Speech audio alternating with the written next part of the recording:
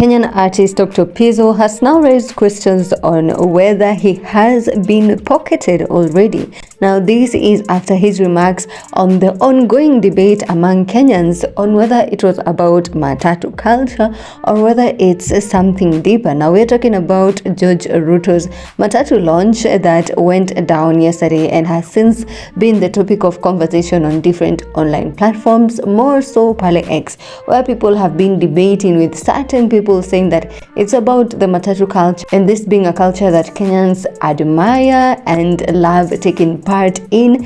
It is common to see how Kenyans reacted by filling up the event, and people are saying that it's no big deal. It's no big deal that George Ruto, the son of William Ruto, is at the center of this matatu culture as we speak.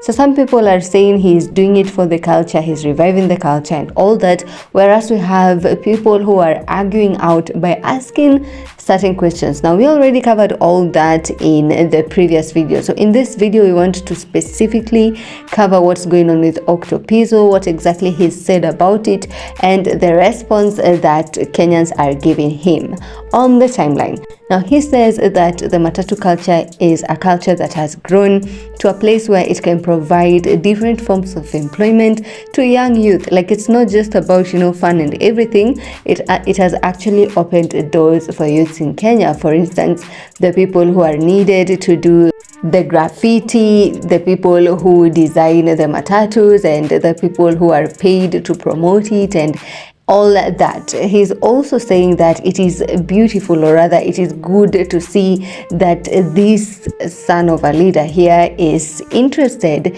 in this matatu culture that he sees young people are interested in as well.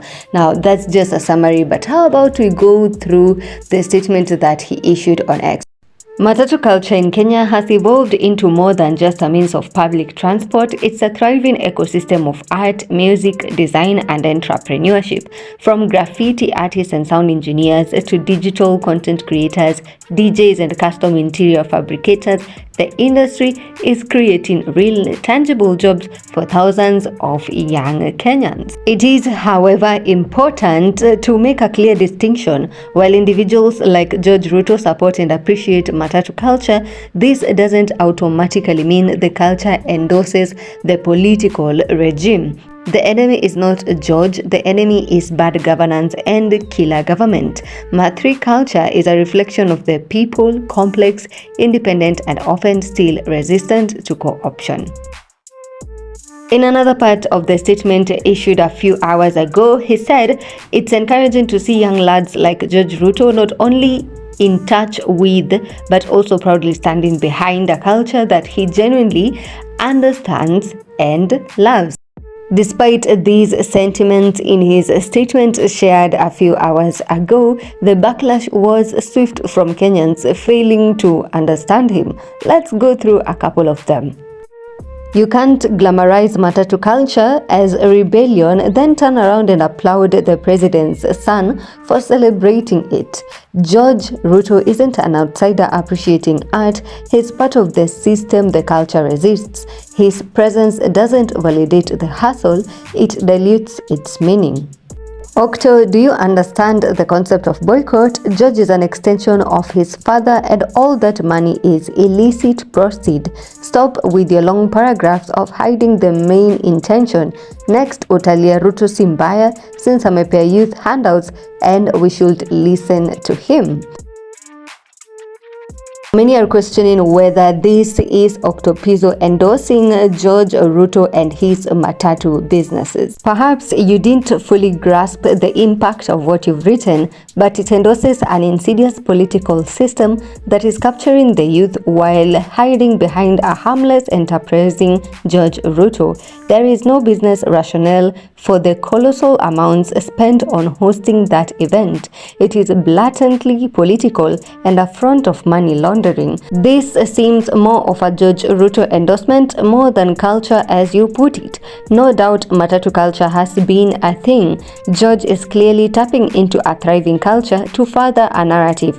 This happens a lot in the music industry, and you should see clearly through this stunt.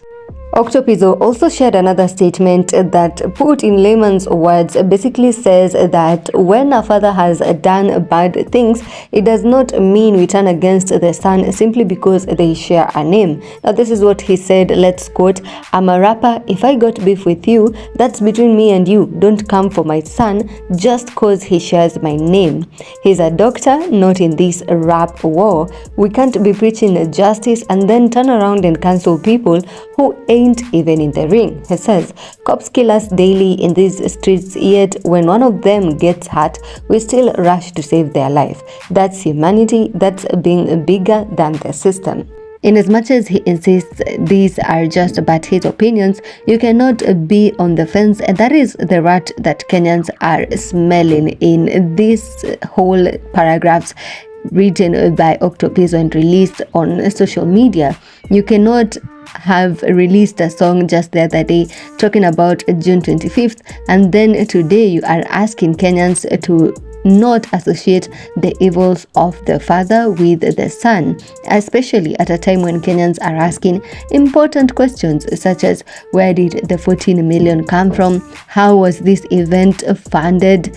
Not forgetting the recklessness and the lawlessness that we've witnessed with these vehicles. This is how we actually came to know of George Ruto and his hand in the matatu business, because of the recklessness shown by some of the matatus that he owned, and it seemed as if he was above the law. The matatus are known to be notorious for ignoring traffic laws and operating on the roads like they are above everyone else. So are we also throwing this aside?